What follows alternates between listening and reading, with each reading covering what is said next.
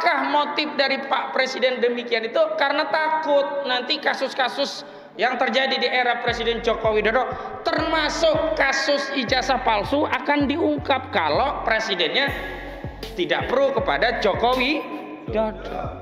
Dan ingat loh, ini santer, sudah ada kabar upaya penjegalan salah satu kandidat capres agar tidak lolos.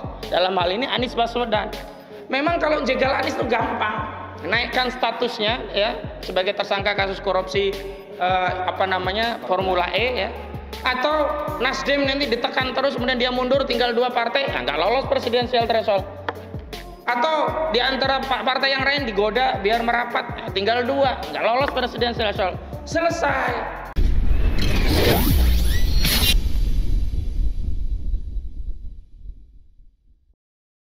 Takbir. Assalamualaikum warahmatullahi wabarakatuh. Waalaikumsalam. Kita tentu tidak menyoal ya statement itu, yakni statement Pak Jokowi akan cawe-cawe dan menyatakan tidak akan netral. Sepanjang apa? Sepanjang konsisten. Namun ciri khas dari Pak Jokowi itu justru konsistennya beliau. Nah, ini yang menjadi soal, sehingga kita sulit untuk meyakini sebenarnya statement mana yang kemudian bisa kita jadikan acuan atas pandangan beliau sebagai kepala negara sekaligus kepala pemerintahan. Karena sampai hari ini beliau masih Presiden Republik Indonesia. Entah besok, entah lusa, kita semua tidak tahu. Namanya juga takdir, kita kan tidak bisa membaca apa yang terjadi esok dan seterusnya begitu. Hanya saja persoalannya adalah statement beliau pada tanggal 29 Mei 2023 di hadapan wartawan di Istana Presiden yang menyatakan dirinya akan cawe-cawe ya, tidak akan netral karena masalah Pilpres ini adalah masalah yang penting. Beliau punya ambisi bahwa 2030 itu kita menjadi negara maju. Jadi akan ada problem kalau nanti pemimpinnya itu tidak sesuai yang dikehendaki atau tidak terbaik bagi bangsa ini begitu. Namun kita masih ingat beliau juga pada tanggal 4 Mei 2023 masih di bulan yang sama. Saat itu beliau ada di Sarinah ketika diminta klarifikasi oleh media sehubungan dengan adanya pertemuan sejumlah pimpinan partai politik di Istana Negara yang saat itu minus atau tidak melibatkan Partai Keadilan Sejahtera, Partai Demokrat, dan terutama Partai Nasional Demokrat. Padahal kalau kita bicara ukuran pertemuan itu adalah koalisi dan oposisi, kita tahu bahwa Partai Nasional Demokrat adalah partai koalisinya Jokowi. Bahkan di 2014 Partai Nasdem adalah partai yang mengusung Saudara Joko Widodo untuk pertama kalinya. Dia maju Pilpres di 2014 setelah diusung oleh PDIP. Dan kemudian pada periode kedua juga demikian, Partai Nasdem kembali mengusung Saudara Joko Widodo untuk menjadi capres dan akhirnya juga menjadi presiden pada periode berikutnya. Nah, saat itu presiden menyampaikan, saya itu tidak cawe-cawe Pilpres, tapi saya hanya diskusi. Nah, artinya ada ketidakkonsistenan pernyataan presiden terhadap urusan Pilpres ini, terutama berkaitan apakah presiden akan cawe-cawe atau tidak cawe-cawe.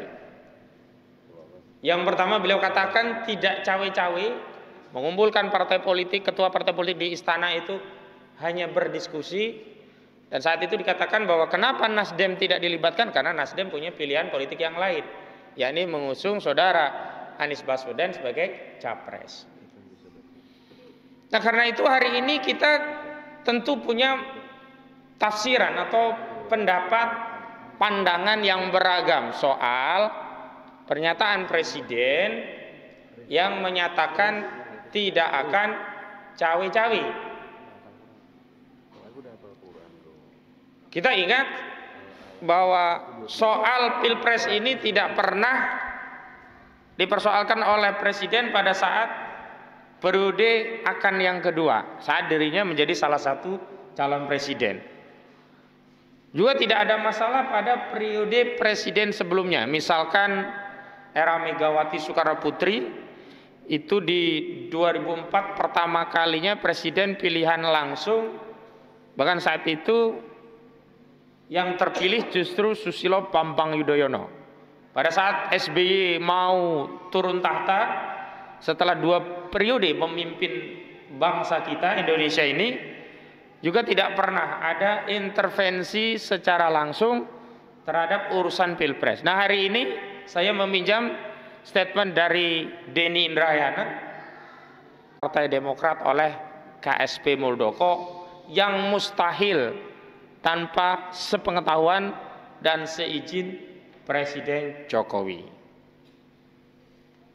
Lalu sebenarnya kita bertanya-tanya, apa sih urgensinya seorang presiden yang akan purna tugas, yang semestinya dia fokus menjadi seorang negarawan, bertindak netral, menyediakan Pilpres ini sebagai ajang kompetisi bagi seluruh kontestan politik yang ada, tidak memilah, tidak memilih, tidak berpihak, dan harus netral, bukan sebaliknya menyatakan akan cawe-cawe dan tidak akan netral.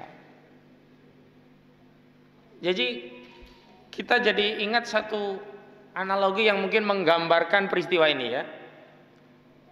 Kira-kira gambarnya begini, di sebuah toko ya, ada seorang melihat-lihat barang.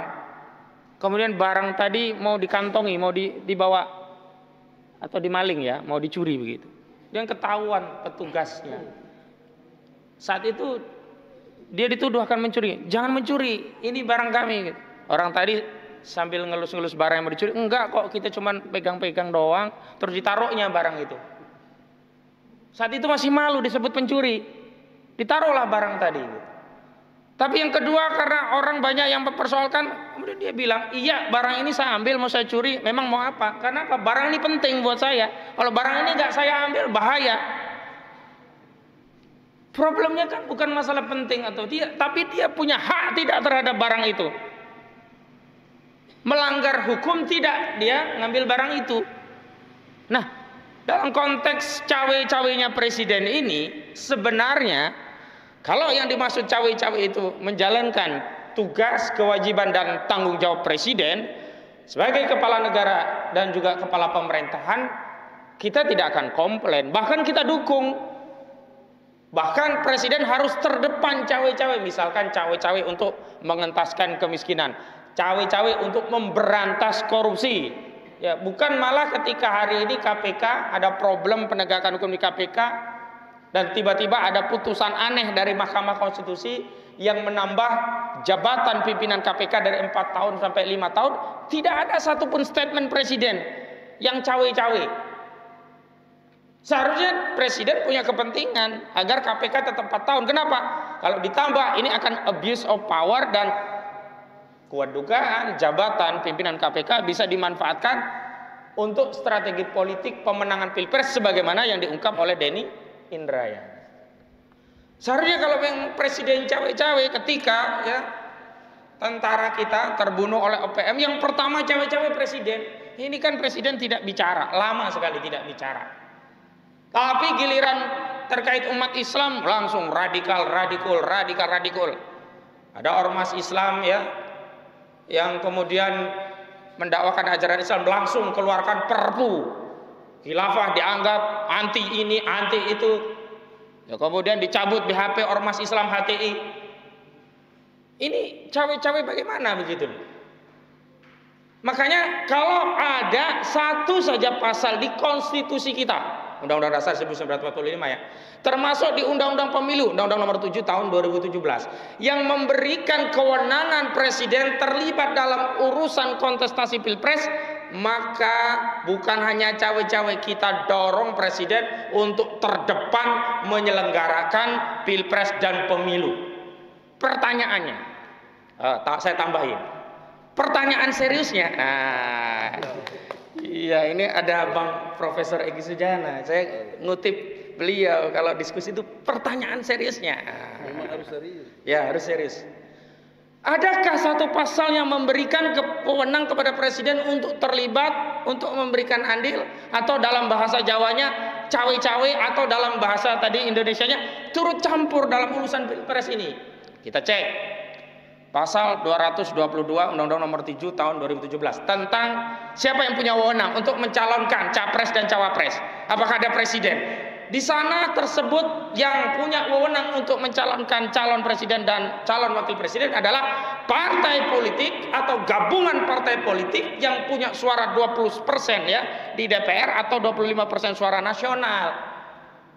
Gak ada di sana disebutkan yang punya wewenang untuk mencalonkan calon presiden adalah presiden atau partai politik misalnya begitu. Jadi kalau yang cawe-cawe itu ketua umum partai politik sudah benar, karena memang yang punya kepentingan mencalonkan calon presiden itu adalah partai politik dan undang-undang sudah mengatur itu gitu. Kalau kita acuannya konstitusi Undang-Undang Dasar 1945, tapi tadi saya cek di undang-undang kita presiden itu punya 19 kewenangan berdasarkan Undang-Undang Dasar 1945. Saya tadi sudah nulis artikel.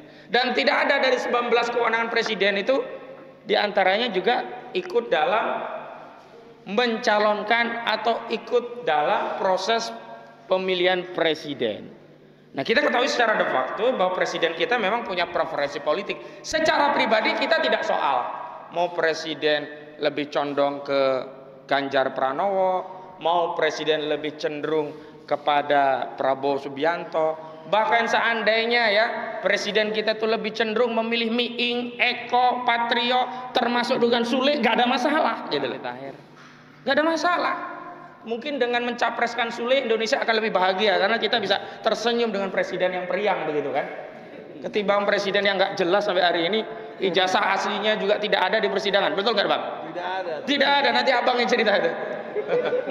Ijazah asli Presiden Jokowi terbukti secara sah dan meyakinkan tidak ada di pengadilan. Loh, ini bukan omongan kaleng-kaleng. Sudah kami buktikan tidak ada di pengadilan. Betul nggak Bang? Betul. Harusnya presiden itu cawe-cawe ke pengadilan. Pengadilan, kenapa kamu putus itu ya putusan terhadap Gus Dur sementara ijazah saya kagak ada? Itu kan unsurnya tidak terpenuhi, harusnya begitu. Nah, saya lanjutkan. Tapi kalau dia sebagai presiden dalam kapasitas sebagai pejabat negara, kepala pemerintahan, kepala negara, tentu ya sikap cawe-cawe itu bisa kita simpulkan sebagai sifat tidak netral dan menjadi partisan politik yang tentu akan merugikan apa? Pihak yang tidak didukung oleh presiden.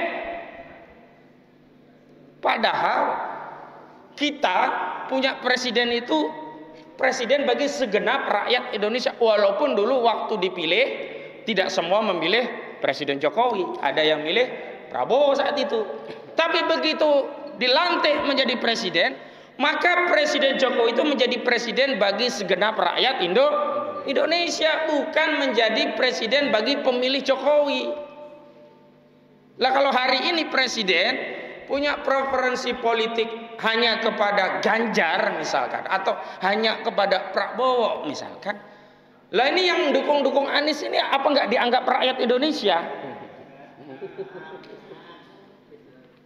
Jangan-jangan yang pendukung Anies nanti nggak betah menjadi rakyat Indonesia gitu loh, malah pengen menjadi rakyat negara khilafah. Takbir. Lah ya karena tidak adil gitu loh. Karena kemarin Bang kita bikin polling Bang, kalau Anies sampai dijegal, suara Ganjar kan tadinya kecil, suara Ganjar kira-kira 2%, Prabowo 3%, mayoritas Anies 85%, khilafah itu kira-kira berapa lah. Tapi bagaimana kalau Anies itu dijegal, ternyata suaranya tidak lari ke Ganjar dan tidak lari ke Prabowo, larinya ke khilafah 80% lebih. Artinya apa? Rakyat ini sekarang jangan dibendong aspirasinya. Nah, tindakan presiden yang cawe-cawe, tidak netral, itu sama saja membendung aspirasi rakyat dalam pilpres. Dan ini jelas tidak netral, jelas ini masuk kategori ya. Kategori apa dalam pemilu? Kategori pemilihan yang curang. Nah, kalau sejak awal pemilihan presiden mau didesain curang, apakah mungkin kita akan mendapatkan presiden yang merupakan representasi dari aspirasi rakyat? Dan ingat loh, ini santer sudah ada kabar upaya penjegalan salah satu kandidat capres agar tidak lolos. Dalam hal ini Anies Baswedan. Memang kalau jegal Anies itu gampang, naikkan statusnya ya sebagai tersangka kasus korupsi Formula E ya. Atau Nasdem nanti ditekan terus kemudian dia mundur tinggal 2 partai, nggak lolos presidensial threshold. Atau di antara partai yang lain digoda biar merapat, tinggal 2, nggak lolos presidensial threshold. Selesai. Kalau bisa digoda partainya itu lebih aman ya. Kalau nggak bisa digoda partai ya pakai cara kasar apa? Ditersangkakan. Kalau ditersangkakan Anies tidak bisa lolos karena ketentuan pasal 169 ayat 4 ya, calon presiden itu tidak boleh ya tersangkut masalah pengkhianatan negara, kasus korupsi dan kejahatan berat lainnya. Berapa menit lagi nih, kan ada pembatas. Jadi saya mau simpulkan, apakah motif dari Pak Presiden demikian itu karena takut nanti kasus-kasus yang terjadi di era Presiden Joko Widodo, termasuk kasus ijazah palsu, akan diungkap kalau presidennya tidak pro kepada Jokowi. Loh, ini patut dipertanyakan loh ini. Apakah motifnya ingin melanggengkan klaim kekuasaan agar terus dalam kendali saudara Jokowi? Nah, ini kan penting gitu loh. Nah, bagi kita, andaikan nantinya ya yang terpilih Ganjar kah, terpilih Prabowo kah, terpilih Anies kah, atau yang terpilih adalah putra terbaik bangsa lainnya, atau bahkan ada dinamika perubahan di luar pilihan-pilihan yang itu, kita semua ridho sepanjang prosesnya dibikin fair, adil. Tidak boleh presiden cawe-cawe. Saya tegaskan sekali lagi, tidak boleh presiden cawe-cawe. Takbir. Haram presiden cawe-cawe. Takbir. Presiden cawe-cawe konfirmasi pemilu akan curang. Takbir. Presiden cawe-cawe berarti konfirmasi ketakutan Jokowi setelah tidak berkuasa. Takbir. Presiden cawe-cawe itu merupakan pelanggaran konstitusi. Takbir. Jadi kita tolong ya rakyat ini diajari bernegara yang baik, bernegara yang sesuai dengan koridor konstitusi, bernegara yang taat kepada amanah founding father kita. Jangan giliran kita memperjuangkan Islam itu bertentangan dengan founding father, itu bertentangan. Giliran yang begini-begini nih, ini jelas ini pelanggaran konstitusi. Makanya saya menghimbau setiap rakyat, ayo bersuara. Jangan yang bersuara Egy Sujana Kozinudin, Egy Sonana Kozinudin, Egy Sonana. Dan bahkan tadi ada usulan Bang, ini ada yang minta kita gugat Jokowi lagi nih gara-gara cawe ini. Masya Allah, saya masih pertimbangkan dulu lah, karena ya saya mau cari inspirasi dulu gitu. Jadi ini yang ingin saya sampaikan, saya ingatkan kepada Bapak Jokowi dan juga ya mereka yang ada di staf presiden, janganlah kemudian mencari argumentasi yang sifatnya defensif apologetik.